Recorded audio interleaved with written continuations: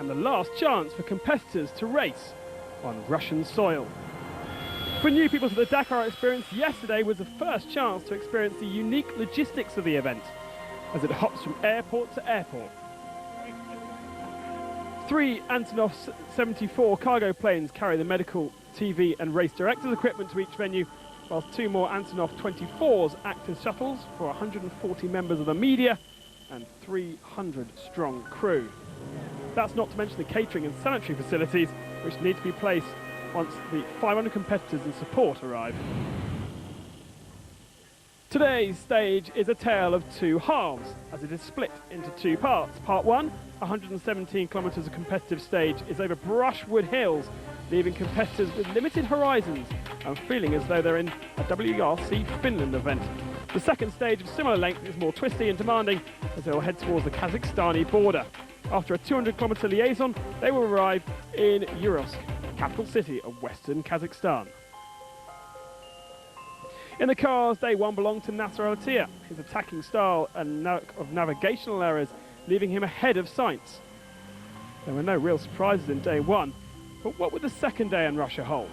Dust was for sure, dangerous sections another, but who will come out on top? For the second day running, Nasser Al-Attiyah was the fastest man on the stage. Difficult to see the pist and many dangers, and 100 caution, dip and bumpy, often dip and bumpy. 1.5 kilometers.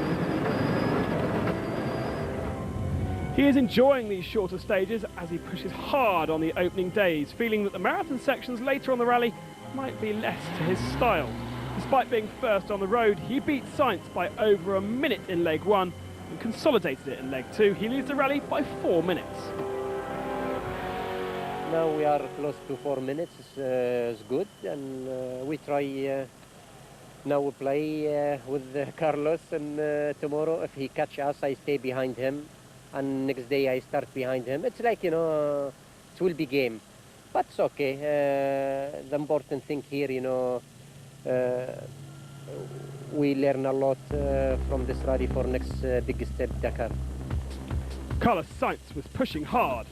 Normally over these shorter tests, it is he that triumphs, and Nasser's victory has certainly caught his attention. So he was trying even harder today.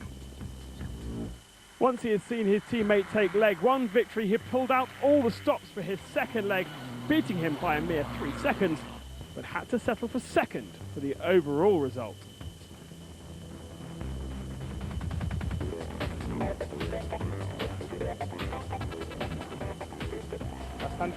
He says everything went fine today, just a lot of dust in leg 1, and that is why I lost some time. In the second leg, it was fine.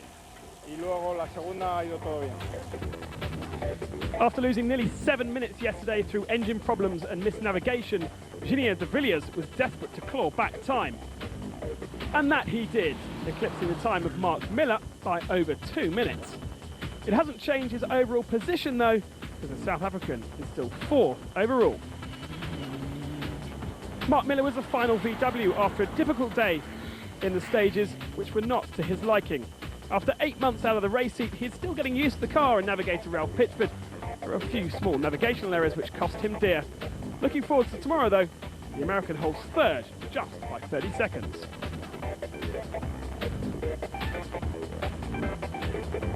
Best non-works car was again Frenchman Christian Levay. He is now the only Team Dassault Nissan after his teammate retired with mechanical trouble yesterday, and after running on his own for most of the 321 kilometres of special stage.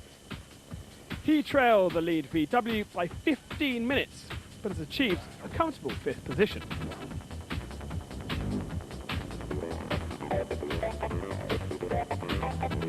Yesterday, the second Mitsubishi. Today, Andrei Biryakov was 6th overall as he continues his impressive run of form. Despite this effort, he is yet to improve on his 9th overall.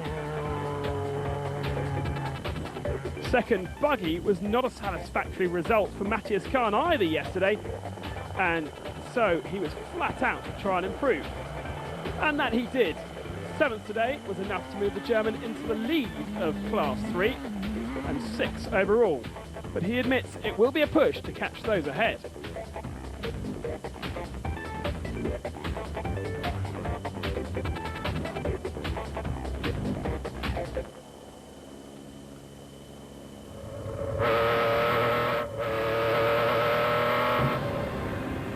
Ruslan Misikov had a better day in his Nissan today through the hilly stages, but halfway through the stage, in the dust, he did lose his way.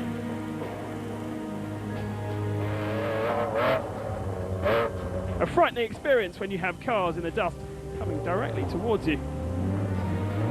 He is hoping for more on the days to come. 8th today, leaves him 10th overall.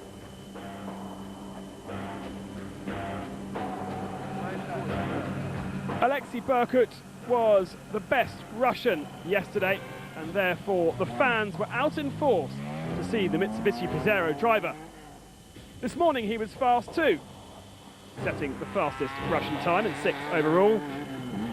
He continued to push, but in the afternoon he had problems, eventually stopping the car moments before the line. He pushed the Mitsubishi to the finish, but will he be out tomorrow? He lies 7th overall, thanks to a tow from Vladimir Chagin. With the car back in service, at least they'll have a chance to try and fix the Pajero. And so to the stage rankings. Alatia ahead of Sainz, De Villiers and Miller make up the 4 VWs. Leveille best of the rest. And overall it's pretty much the same thing, although Miller 3rd position ahead of De Villiers by just 32 seconds.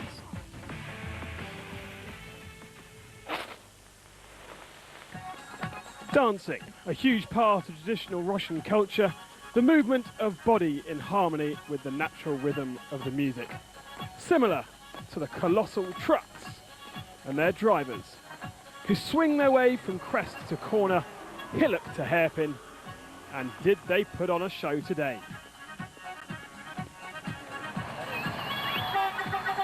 Russian drivers and Russian trucks, obviously the main focus of the supporters. And today, Vladimir Chagin would lead the trucks. After leg 1, the Russian legend was just fractions faster than Dutchman Jared de Roy. But the KAMAZ Master Team leader finished leg 2 as the lead truck. And therefore, he took 2 minutes out of the man he'd been previously chasing. Much work had been done to his KAMAZ truck overnight, and what it was, it worked. Chagin won the day and now leads the rally by 2 minutes and 40 seconds.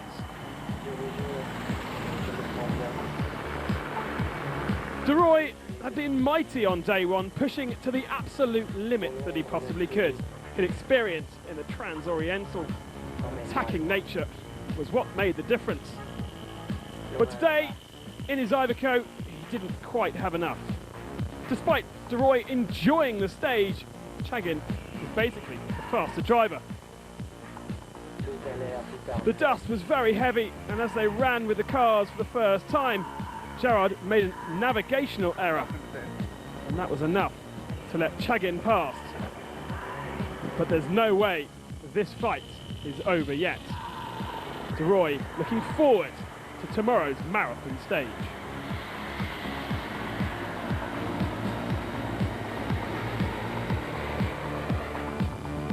Fyodis Khabarov was surprised by the gap. The 2009 Dakar winner was struggling in his home event and having to fight off the attentions of his teammate Eduardo Nicolev. He was, however, continued to be impressed by the Dakar series, which was drawing his home country to watch him, and perhaps the presence of his home fans was affecting his speed, but he blamed it on the smaller cars. Running with them for the first time, he found it hard to contend and found it very tricky running in their dust, moreover trying to pass them for some clean air. As a plus, however, he moves into 3rd overall standings. Lopre was another to lose out in the dust. he drops 12 minutes to the rally leader, and in turn, he's losing his third overall to Faberov. He was cautious not to push too hard as a long section of fast roads were broken with harsh potholes and tram lines, but he'll be looking forward to the marathon stages as well come tomorrow morning.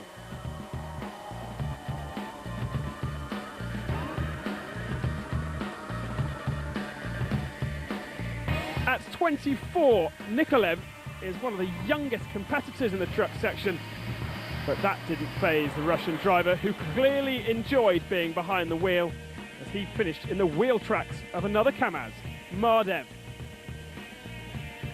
Had he not been stuck in the dust for the second part of Special Stage 2, he may well have been able to compete with Khabarov.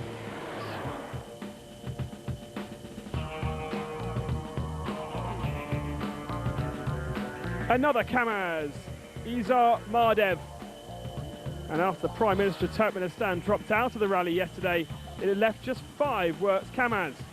Mardev was on the penultimate blue and silver truck today. His time not enough to hold on to his 5th from yesterday, so he's now 28 seconds behind teammate Nikolev. Father of Gerard, Jan de Roy, has also switched to the Iveco for this event, and like his son, is enjoying the increased performance, finishing the day 7th. Martin Masek in his Viez, the Czech driver, has now crept into 8th overall.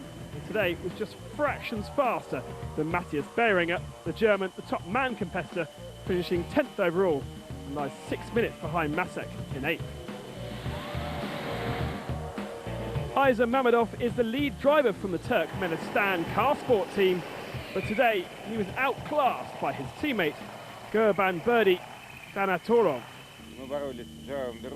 Chagin said at the end of the day, we were fighting with de Roy all day. We were very close in Super Special 1, and we can see him all the time.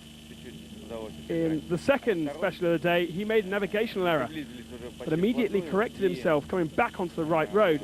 Only then did I have a chance to pass.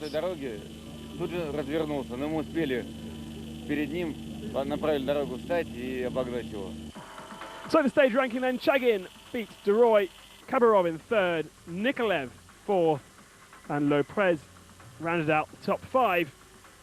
And the overall rankings look like this: Chagin, de Roy, Khabarov, Lopez in 4th, and Nikolev in 5th position.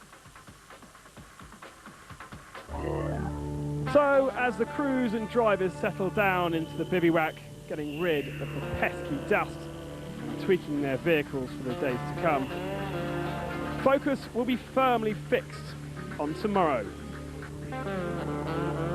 The longest stage of the rally, with nearly 900 kilometres to cover in all, will be a huge test for everyone. The road's tricky, the wake-up call early. It'll be a test of presence of mind and stamina. So we'll see you tomorrow.